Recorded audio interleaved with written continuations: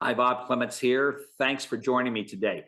As we look at pricing in the service department, we look at all the different ways you can do pricing. And there's basically three ways. One is what we call time and material pricing. This is how much time I took, and these are the parts that I utilize for that. And that's a pretty common way for most of our service managers to price out work. And while it seems to be a simple way, it's probably the least effective way from a billing standpoint, because when we're doing time and material work, we're not taking into account the kind of training or the extra expenses we have with, say, an A-level technician that we might not have with a B-level technician.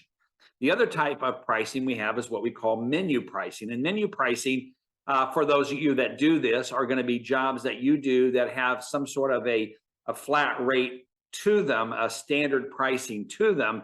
And it's going to be based upon basic services. So you might have a menu price for a 50-hour service or a 100-hour service, or you might have a menu price for a winter service special, but it's a menu price. It's basically, regardless of the unit, if it's this type of product, it's going to be this many dollars. And in menu pricing, you typically include the parts as a part of that pricing. So menu pricing would be, let's say it's a 50-hour service on a compact tractor. It might be $400, but that $400 would include your filters, your lubricants, the things like that as a part of it. So that's menu pricing. And then the other type of pricing is what we call flat rating or standard labor rate pricing.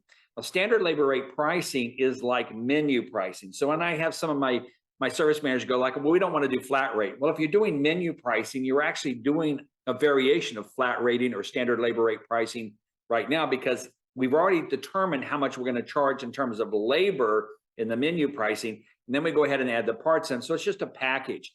The difference between menu pricing and flat rate pricing or standard labor rate pricing, again, the same thing, is that we don't include the parts in as a part of the package. And so as you're thinking about billing out in your shop, I want you to be thinking more about how could we do more flat rate or standard labor rate pricing. And there's several ways you can do it. One way you can do it is you can take the manufacturer's warranty rate guide and look at what they're paying, and then look at how much difference you have in what they pay you versus what you ask for, that percentage or your warranty recovery rate difference. You can add that extra amount to their warranty time, and then you could use that as a standard labor rate or a flat rate pricing. The other way you can do it is you can take multiple job tickets. So let's say I have a skid steer loader that I'm bringing in and I'm changing out a track or something like that on it. I can go back and look at 4 or 5 work orders that had that particular track. So you look up a part number in your system, it would show you every time that part's been used, and you can go back simply and look at your warranties, or not your warranties, but you can look at your work orders and say, okay, on the average on those jobs, it took me, I don't know, let's say 2 hours to do that. And then I can use that as my flat rate for replacing a track on a skid steer loader. So that's another way you can do it. Again, flat rate or standard labor rate pricing does a little bit of that, kind of a combination of the two. So what we're looking at when we're doing flat rating is we're looking at basically the manufacturer's warranty rate. What's our recovery rate on that? So let's say that if I've got a manufacturer, I'm recovering an 80% on their warranties. And I say, okay, it's at 80%. I need to add another 20% to their time to get me to 100%. And then again, in the service department, we never want to do anything at 100% because we all know that every once in a while we get turned upside down on a job. So I always like to make sure I'm pricing the job out at 110% over what it would be if I were doing the manufacturer. So if a manufacturer gave me 3 hours to do a job, I would add another, and I'm recovering an 80% on that job, I would add another 20% plus another 10. So then that 3 hours would turn into another 30%, or it'd be about a 4-hour job. So that would be one way you could do that. I tell people when you're when you're building your own flat rates or your standard labor rates out, you also have to keep in mind the condition of equipment. So one of the things that I've learned after 37 years in this business, this is not like the automotive industry or the power sports industry or the truck industry. Everything that you sell operates in very different environments. I could literally have 2 skid steer loaders that I sold the same day to 2 different customers. One of them uses it to move dirt and gravel and rock around, right? And it may be dirty and dusty at the end of the day, but the other one is used to clean out hog pens or things like that that are highly acidic or highly alkaline, and you have a lot of rust and corrosion there. So in our industry that we're in, we have to look at equipment condition and make that a factor when you're doing your flat rating. So in flat rating in the world that you're in, you have to say, okay, well, we have 3 different levels of flat rate. Flat rate first level is what we call an excellent to good condition. That would be equipment that's been well cared for, been well maintained. Nobody's ever got on the bolts with the wrong sort of tool. And so this would be my flat rate for that. And maybe it's just your manufacturer's warranty rate plus that 30% over. If you're recovering it at 80%, add another 30 to that, that gets us to 110. And maybe that's a good rate for that. Okay. If the equipment low is in what we call good to fair condition, so now it's got some rust, some corrosion, it's been well cared for, but somebody's been on some of the bolts and stuff with vice grips, some of the edges are turned off of the nuts and stuff like this. Now it's not in perfect condition, it's not in near new condition, it's in good condition. So then your question is how much more do you add to that excellent to good time if it's in good to fair condition? Now, in most of my shops we work with, we would normally add 20, maybe 30% more to that because it's not perfect. And we may run into a little bit of trouble with it. It's got some corrosion, some rust and things like that I'm going to have to deal with. So maybe you take your excellent to good time, that one that you use your manufacturer's warranty on, and then add another 20 or maybe 30% to that. And then you have what we call in fair to poor condition. And fair to poor condition is now it's been abused pretty hard. And maybe it's not old, but it's been in a very corrosive environment. It's been an environment that's been very tough on it. And you see lots of corrosion, lots of rust. Maybe you see somebody that put red Loctite on threads on something, and you know as you take it apart, it's not going to come apart easy. So now you're looking at the equipment and going, okay, it's not in excellent to good condition.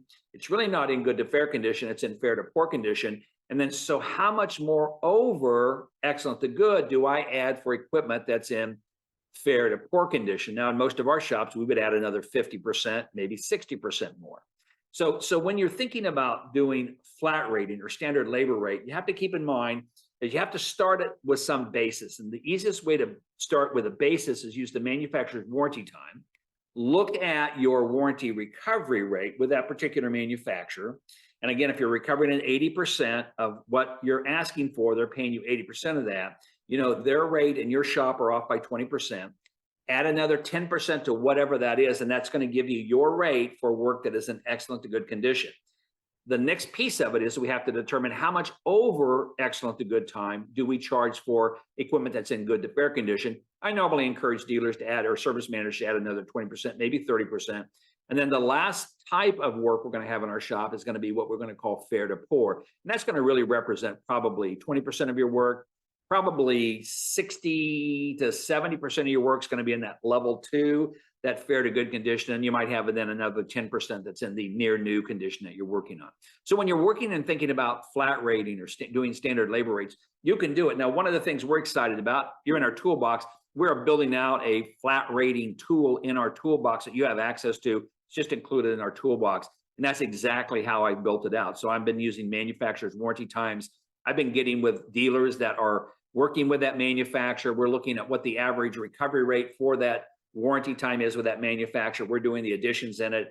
And if you get into our toolbox and click on the flat rate thing, it's going to ask you to put your labor rate in and your additional times for the good to fair or fair to poor. And it's actually going to show you all of the different charges that you would do depending upon the equipment type that you're going to have in there. So I really would encourage you to start looking at how can you do more flat rating or standard labor rate pricing in your shop. Really should be about 80% of all your work you should be able to do that with. And again, in our new tool that we have in a toolbox, you should be able to get into and do that well as a part of it. So really encourage you to do it. We want to try to stay away from time and material, right? Because time and material doesn't take into account the money and the investment I have in my really best technician to do that with, unless you're doing a multiple on that, as I've talked about in other videos. But again, really look at how can we do more of that kind of flat rate or standard labor rate pricing in our shop. If you're going to do that, you're going to find it's going to increase your billable hours by probably 10 or 15%. And it's going to also give you a better opportunity as you're talking to customers about what a job should really cost. Because again, we're really anymore in our shops, we don't bill by the hour, we bill by the job. So I want you to think about that. Really think about how can I use flat rating or labor rate pricing as a more effective tool in my shop. Do it. And I think you're going to find you're going to have great success with it.